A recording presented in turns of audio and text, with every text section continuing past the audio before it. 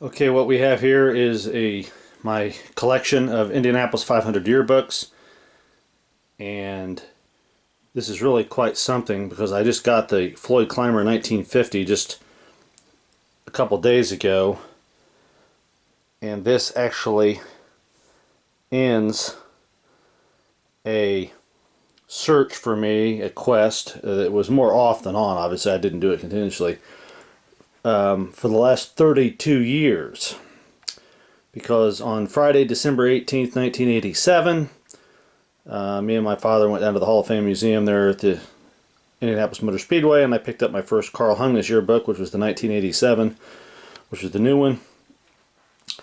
And, you know, I decided, always a big fan of the race, to start collecting them. And on poll day in 1988, I used some of my allowance money. I was only 16 years old that spring, and I picked up about half a dozen of them, some of the Carl Hungness books.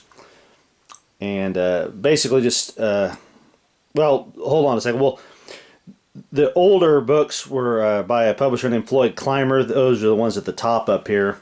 He died in 1968. He had, as you see over here, that first book's The 500 Miles to Go by the former publicist of the Speedway, Al Blomker, I think was his name.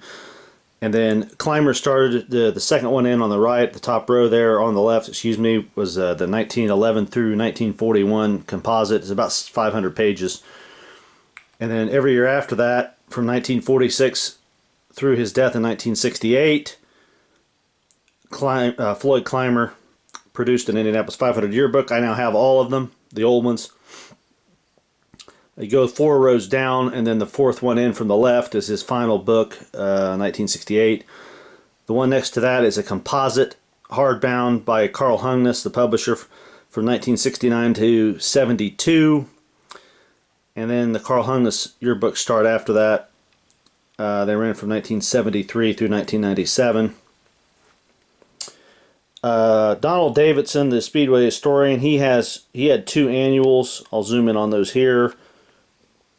The Carl Hungness yearbook from 1975 is in the middle, but Davidson's 2 annuals, very detailed. The one on the left from 1974, and then the one on the right from 1975. Those are in addition. He only did that for 2 years.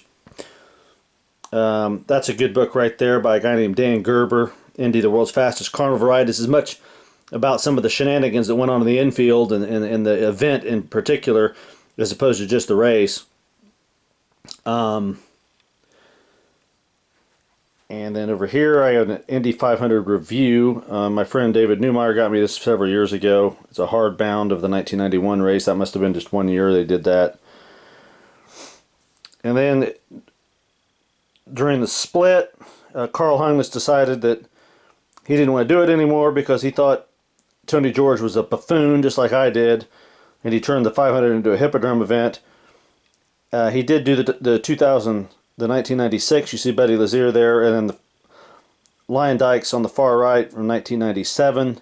The one in between, Hungness did come out with a 1996 US 500 yearbook when they ran the race at Michigan on the same day as the 500, and that is that. And then there's a couple other assorted books I got. That right there, Indy 500 by Tom Carnegie, the late Tom Carnegie. So, I figured this would be of interest to Indy 500 buffs, especially people that collect. If you have any questions about this stuff, about what's in them, some of them are more detailed than others. A couple of them I'm thinking about adding. They're not in real good shape. I may get a better version of them, but for the most part, the quest, like I said, took from 1987 to 2020. And, you know, one of the benefits, you know, in this horrible year that we're all having, it's been a kind of a boon to me financially. I wasn't able to go on vacation, so I was able to go ahead and finish this collection. I want to thank my dad, Larry Snyder, who, you know, I gave him the money, but he ordered a lot of these older ones off eBay.